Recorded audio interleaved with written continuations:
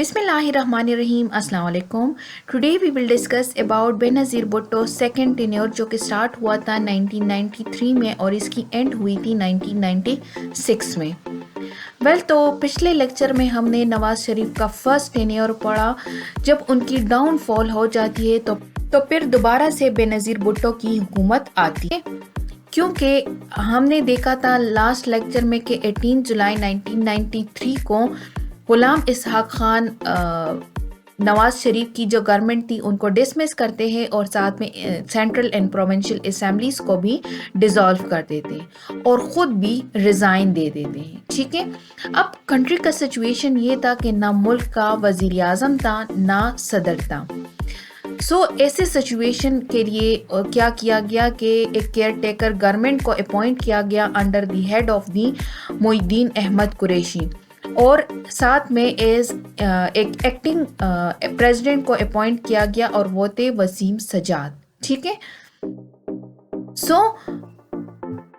अगर मोइनुद्दीन अहमद कुरैशी के बारे में मैं थोड़ा और बताऊं तो मोइनुद्दीन अहमद कुरैशी जो थे he was totally unknown in Pakistan.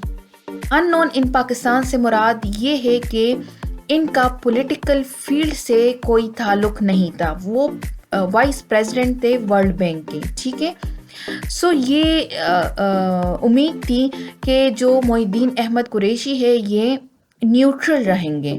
ठीक है, जो मोइनुद्दीन अहमद कुरैशी थे इनको 3 मंथ्स के लिए अपॉइंट किया गया था और इनका जो 3 मंथ्स का जो इक़्तिदार था इसमें उन्होंने अपनी स्ट्रॉन्ग डिटर्मिनेशन का मुज़ाहिरा किया हुआ था, अपने टेक्नोक्रेटिक एफिशिएंसीज को यूज़ करते हुए एडमायरेबल डिग्रीज का मुज़ाहिरा किया हुआ था। But the only one blot जो कि इनके दौर हुकूमत पर लगाई गई थी वो ये थी कि इन्होंने अपने जो रिलेटिव्स थे उनको बहुत ज़्यादा फेवरेटिज्म दी थी। मींस के अपने इक़्तिदार के लास्ट डेज़ में उन्होंने अपने रिश्तेदारों को बहुत प्रमोशंस दिए, कुछ दूसरे ऐसे एडमिनिस्ट्रेटिव डिसीजन लिए, तो इनके बारे में सिर्फ ये रिकॉर्ड किया गया है। बाकी जो इनका remaining period as a prime minister है वो बहुत ज़्यादा एडमायरेबल था। नाउ एज वी नो कि मोइनुद्दीन अहमद कुरैशी या शॉर्टली मोइन कुरैशी को अपॉइंट किया गया as a care taker prime minister ताकि वो फ्रेश इलेक्शन होल्ड कर सके। ठीक है, और फ्रेश इलेक्शन के लिए जो स्केड्यूल दी थी वो अक्टूबर 1993 का था। इस इलेक्शन में दोबारा से आमने सामने होते हैं पीपीपी और PMLN.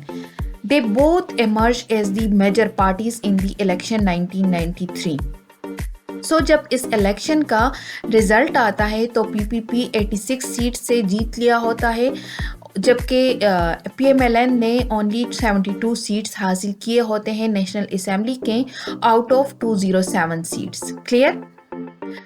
We can say that Punjab में तो आल दो के पीएमएलएन ने कामयाबी हासिल की होती है इस इलेक्शन में and because of that PMLN जो था वो पंजाब में एक लार्जेस्ट पार्टी के तौर पर नज़र आता है विद 100 सीट्स। ठीक है, जबकि बाकी जो प्रोविंसेस है सिंध NWFP वहाँ पर पीपीपी मेजॉरिटी के साथ वोट्स हासिल करती है। इसके अलावा जो MQM पार्टी होती है वो इस इलेक्शन में बायकॉट करती है। बिसाइड दैट अगर बलूचिस्तान की बात की जाए तो बलूचिस्तान के साथ अलायंस करके गवर्नमेंट की तश्कील दे दी जाती है। अल्टीमेटली क्या होता है कि इस इलेक्शन के नतीजे में बेनज़ीर भुट्टो इलेक्ट होती है as a new prime minister. Again वो इक़्तिदार में आती है ऑन 19 अक्टूबर 1993 को। प्राइम मिनिस्टर तो अपॉइंट हो चुकी थी, अब बारी थी प्रेसिडेंशियल इलेक्शंस की। प्रेसिडेंट ने अपॉइंट होना था, इस मकसद के लिए 13 नवंबर 1993 का डेट जो था वो स्केजुलाइज किया गया था। ठीक है, अब इस इलेक्शन में जो पीपीपी होता है वो गुलाम इसहाक खान को फर्दर सपोर्ट नहीं करते, बल्कि बेनज़ीर भुट्टो क्या करती है वो अपने ही पार्टी के एक मेंबर को आगे लाती हैं इस प्रेसिडेंशियल इलेक्शन में कैंडिडेट के तौर पर। ठीक है, और वो कौन थे? वो थे फारूक लगारी। पीपीपी के सपोर्ट से क्या होता है कि जो फारूक लगारी थे वो इस प्रेसिडेंशियल इलेक्शन में एक्टिंग जो प्रेसिडेंट थे वसीम सजाद उनको इजीली शिकस्त देते हैं और यूं फारूक लगारी जो थे वो पाकिस्तान के न्यू प्राइम मिनिस्टर बन जाते हैं।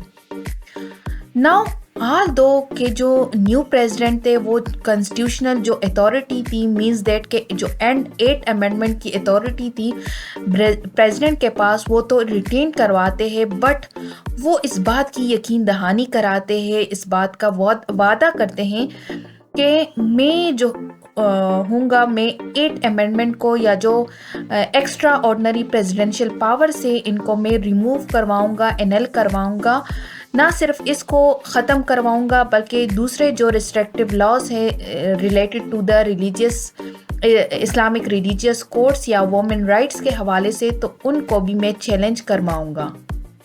سو یوں اگر دیکھا جائے تو پریزیڈنٹ اور پرائم منسٹر دونوں کے تعلقات بہت اچھے تھے، سیم پارٹی سے تھے، ٹھیک ہے، بٹ آگے ایسے کون سے حالات بے نظیر بھٹو کے گورنمنٹ کے لیے دوبارہ سے کریٹیکل بن جاتے ہیں کہ ان کو اگین برطرف کیا جاتا ہے۔ سو ناؤ اب دیکھتے ہیں کہ بے نظیر گورنمنٹ جب دوبارہ سے آتی ہے تو اگین ان کو کون کون سے چیلنجز کا سامنا کرنا پڑتا ہے۔ یوں اگر دیکھا جائے تو جب Benazir Bhutto as a second term prime minister بنتی ہیں تو وہ تمام جو پولیٹیکل اوپوننٹس ہوتے ہیں یا اسٹیک ہولڈرز ہوتے ہیں ان کے ساتھ اچھے کام کرنے کے لیے، تعلقات استوار کرنے کے لیے پختگی اور جوش و خروش کا مظاہرہ کرتی ہیں۔ بے نظیر جو تھی وہ نہ صرف جو ملٹری تھی ان کو ایک گڈ گیسچر جو تھی وہ شو کرتی ہے، بلکہ وہ سول جو بیوروکریسی ہوتی ہیں ان کے ساتھ بھی خوشگوار تعلقات کو پروان چروانا شروع کرتی ہے۔ تاہم جو ان کی اسٹریٹجیز تھیں اس وقت کامیاب نہ ہو سکی، یا کہہ لے کہ فیوٹائل یا بے سود ثابت ہوئی when she was confronted with and had to survive in a hostile political situation، جب ان کو اگین دوبارہ سے پولیٹیکل سچویشن یا کریٹیکل سچویشن کا سامنا اپوزیشن سے کرنا پڑا۔ تقریباً 2.5 ایئر تک بے نظیر بھٹو کی جو گورنمنٹ تھی ان کو اسٹرانگ ریزسٹنس یا اپوزیشن کی جو پارٹیز تھیں ان کا سامنا کرنا پڑا، ان کی کرٹیسزم کا، ان کی ریزسٹنس کا سامنا کرنا پڑا، بلکہ پریس کی طرف سے بھی ان کو بہت زیادہ کرٹکس ملی تھی۔ سو اگین بے نظیر بھٹو کی گورنمنٹ کے لیے جو اپوزیشن میں تھے وہ کون تھے؟ وہ اگین تھے نواز شریف۔ نواز شریف جو تھے وہ بے نظیر بھٹو کی جو حکومت تھی ان کو گرانے کی کوششیں کر رہے تھے تھرو ایجیٹیشنل پالیٹکس یا میڈیا کے تھرو ان کو ٹارگٹ کیا جا رہا تھا۔ ان کے خلاف کئی مہم، کئی کمپین جو تھی بے نظیر بھٹو کے خلاف سٹارٹ کر دی تھی۔ سو ناؤ بے نظیر بھٹو اپوزیشن کو دبانے کے لیے کیا کرتی ہے کہ وہ سیم وہی پولیٹیکل ٹیکٹکس کا استعمال کرتی ہے جو کہ انہوں نے اپنی فرسٹ ایڈمنسٹریشن میں کیا ہوا تھا، جس کے نتیجے کے طور پر کیا ہوتا ہے کہ جو ان کے خلاف پروٹیسٹ سٹارٹ کیا ہوتا ہے اپوزیشن نے، یا جو واک آؤٹس بے نظیر کے خلاف نواز شریف نے سٹارٹ کی ہوتی ہیں وہ تو اوور ویلم ہو جاتی ہیں۔ اس کے علاوہ جو نواز شریف نے ایک مومنٹ سٹارٹ کی تھی جس کا نیم تھا تحریک نجات، وہ جو تھا that was started by the Nawaz Sharif, ٹھیک ہے، against the PPP, but that moment was purely based on his own economic motives۔ یہ تو انہوں نے بے نظیر بھٹو کے خلاف سٹارٹ کیا ہوا تھا یہ مومنٹ، بٹ پیورلی ان کے پیچھے ان کا اپنا ہی اکنامک موٹیوز تھا، ٹھیک ہے۔ نیکسٹ کیا ہوتا ہے، پی پی پی گورنمنٹ ایک سٹیپ اور آگے چلتی ہے اور جو نواز شریف کی گورنمنٹ نے کانٹریکٹ سائن کی ہوتی ہے ٹرکش فارم بلینڈر سے، ان کو کینسل کرواتی ہے، جو کہ یہ جو کانٹریکٹ تھا it was related to the construction of the Peshawar Islamabad motor وے۔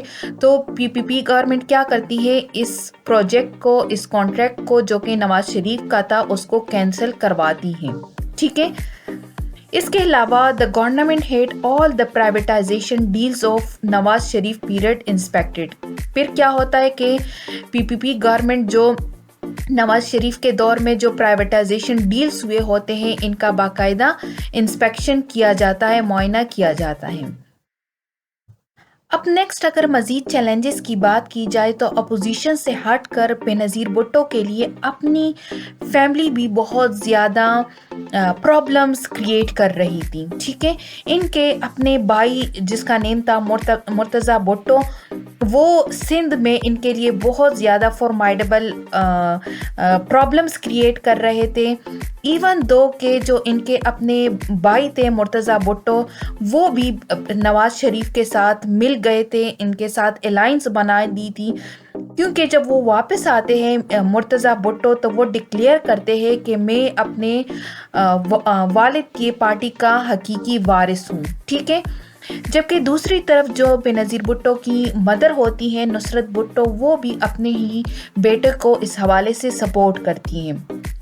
تو بینظیر بھٹو کیا کرتی ہے، وہ اپنی مدر کو ایکسپیل کرتی ہے فرام دا پارٹیز کو چیئر پرسن شپ. ٹھیک ہے، so Nawaz Sharif being the strong opponent of the Benazir government, وہ کیا کرتے ہیں کہ ان کے خاندان کی کشیدگی کا فائدہ اٹھاتے ہوئے مرتضیٰ بھٹو کو سپورٹ کرتے ہیں، ایون دو کہ ان کے ساتھ پولیٹیکل الائنس بھی بناتے ہیں ایز آئی ٹولڈ یو. ٹھیک ہے، مور اوور ڈیورنگ 1994 to 1995 یہ دونوں مل کر مرتضیٰ بھٹو اینڈ نواز شریف مل کر ایک ٹرین مارچ بھی کراتے ہیں from the Karachi to Peshawar, جس میں وہ بینظیر گورنمنٹ کے خلاف ایک مہم کو چلاتے ہیں. ٹھیک ہے، اس کے علاوہ سپتمبر اینڈ اکتوبر 1994 میں لیبر اور انڈسٹریل ورکرز جو تھے وہ پورے پاکستان میں بینظیر بھٹو کی گورنمنٹ کے خلاف اسٹرائکس کرتے ہیں.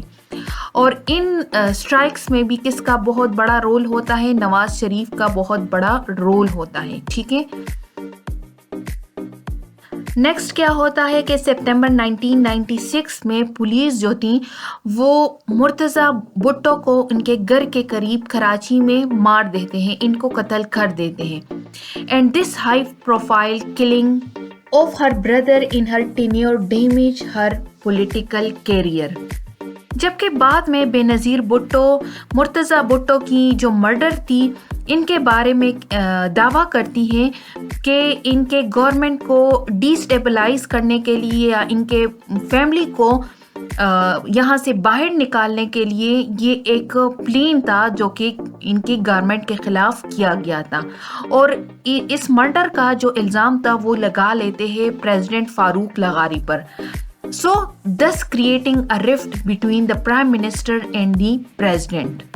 So, lastly, اب ڈسکس کرتے ہیں کہ بینظیر بھٹو کی گورنمنٹ کیسے ڈسمس ہو جاتی ہیں.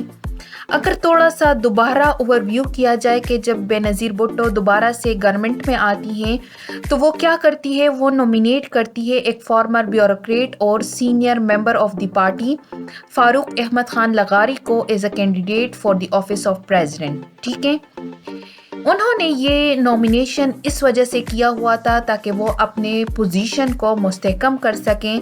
اس کے علاوہ وہ ملٹری اور جو اپوزیشن ہے ان کی پولیٹیکل اٹیک سے اپنے آپ کو بچا سکیں.